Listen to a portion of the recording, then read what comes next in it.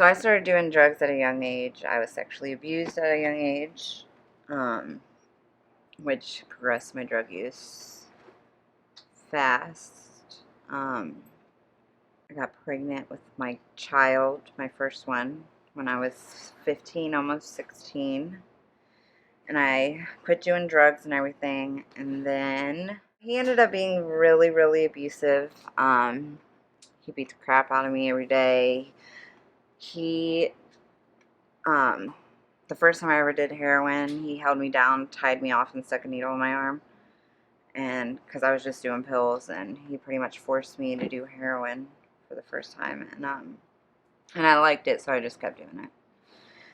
And I lost Brandy, and I ended up getting pregnant with his baby, which I lost ultimately in the end by my choice. But I quit doing drugs when I found out I was pregnant with that baby and got clean. Left him because he almost killed me. And I was clean for a while, like almost 4 years. And in that time I met Jake, who is Jacoby's dad and raised Brandy. So. And then my dad got sick and my dad died. And I kind of went off the deep end and started doing pills and drugs and got pregnant with Jacoby a year after my dad died and continued to do pills. And it just got progressively worse and worse. And Jake kicked me out and I lost both my kids. And I started doing heroin again, shooting dope, and then started stealing from all my families, so they kept kicking me out, and then had nowhere to go. And then I started hanging out with my daughter's biological sperm donor. And his girlfriend at the time, I was like, I know this couple, and they go out of town, and we can do this thing. So we started going out of town every weekend, every other weekend, and that's how I got into prostitution and human trafficking my very first time. And we go out of town for 2 or 3 days, and they would get all the money. We would have to pay for the hotel room.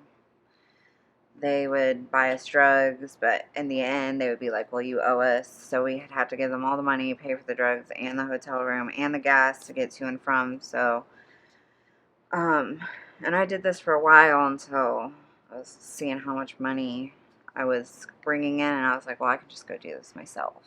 And I was staying with somebody on Hudson, and I was doing Backpage. And then I ended up meeting another couple because I once again had nowhere to go. And they took me in, they fed me, they made sure I was showered and had clothes and drugs and I wasn't sick. And until one day they were like, you need to go make money.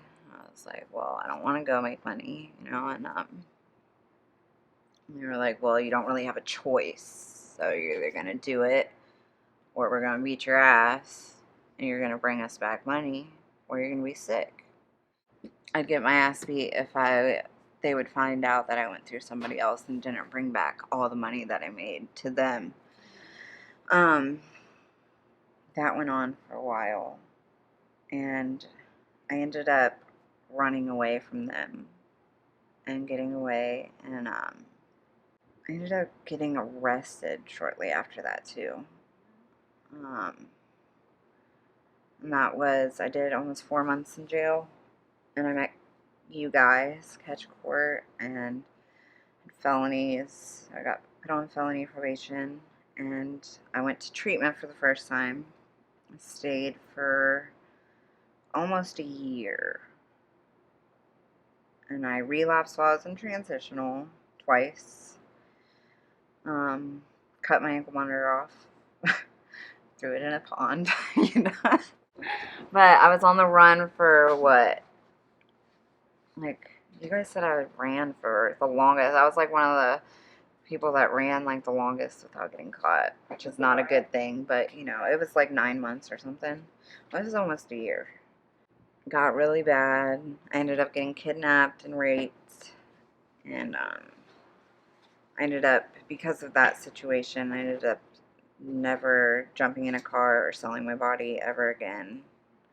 And I had to figure out other ways to make money, so I started doing other things that were still illegal, but I ended up ODing, and they called the cops and got picked up and went to jail. I think this was 2018. Went back to catch court, went back to treatment. Was in treatment for almost a year again. Left for a guy. Turned myself in. Did like 40 days in jail or something. Got out and was drinking all the time. I was working and I was functioning, but he was a cheating whore. I don't know if you can use that or not, but I don't really care. He was dating me, his baby's mom, and his ex-girlfriend all at the same time, and none of us knew about one another. So while I was at work, he would go screw them too, and then I would come home and he would screw me. I lived out in Buckeye Lake with him. I ended up getting high again in 2019, the end of August, early September. And I was out there for like 3.5 months. I think September, October, November, December. Yeah, like 3 months, not even 3.5 months. And it was really bad. I started doing Xanax this time. I don't remember pretty much like the whole 3 months. I barely remember any of it, but I know it was super bad. And got arrested for taking the cops on a slow speed chase. That is the opposite of a high speed chase. I was going like 40 miles an hour on 71 and wouldn't pull over for the cops. But sat in Delaware for a month, got transferred to Franklin County, and wanted to come back into catch court because I was done. Like, I knew. Like, because I'd been done when I relapsed. Like, I was done within a month of getting high. And I knew I wanted to stop. But you know how it is when you're getting high. You don't. But it takes jail for me. Well, it took jail for me to get clean. But I knew I didn't want to get high anymore. And I still don't want to get high anymore. Ever. Like, I know I probably shouldn't use people dying as motivation for me to stay clean.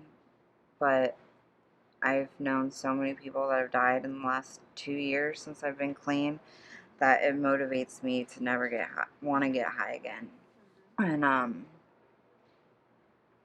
have my own car, I have my own place, I get my kids, my my kids regularly. I work full time. Go to meetings. I do counseling. I'm trying to get my life back in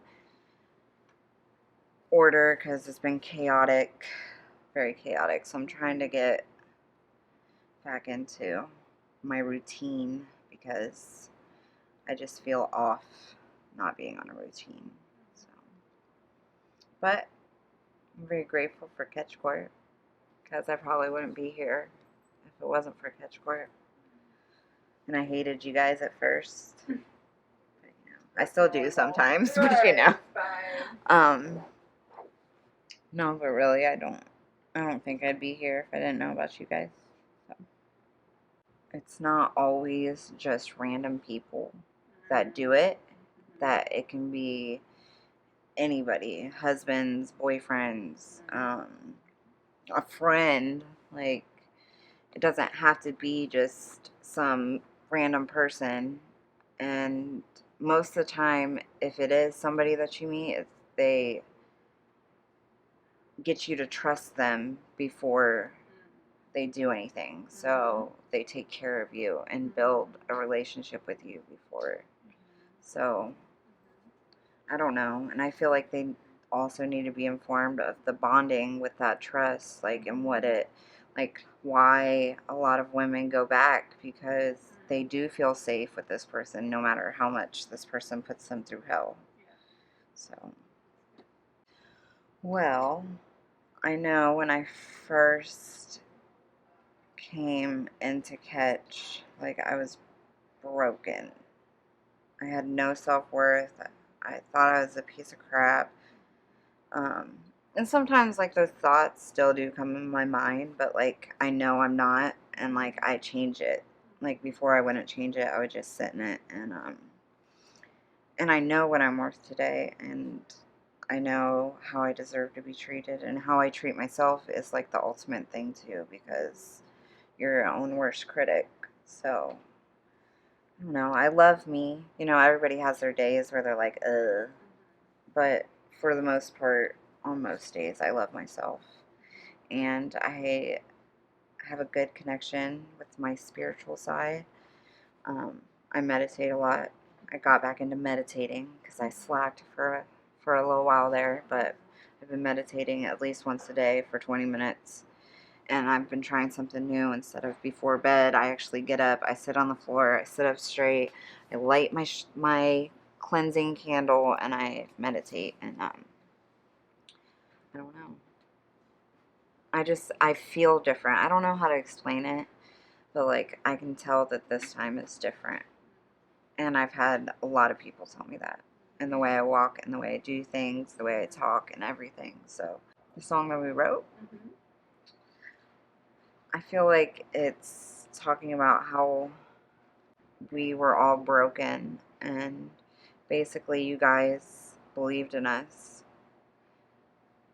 and that means, so I know it means the world to me and all of the women in Catch Court, because if we didn't have you guys to fall back on, especially in the beginning, we probably wouldn't be here.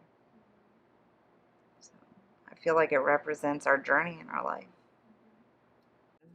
Probably you guys never giving up on me. No matter what, no matter when I ran or if I messed up or anything, you guys are always there to catch me. And I know I can always call them and they'll be there. And I like being there for others too. I know recently I have been busy, but I don't know. Like if one of them call me, I'm there. Like if they need me and I'm not working, like I will be there. Like where are you at? I'll be there. You want to hit a meeting? Okay, let's go. I'll meet you there. So, and it's vice versa too if they can.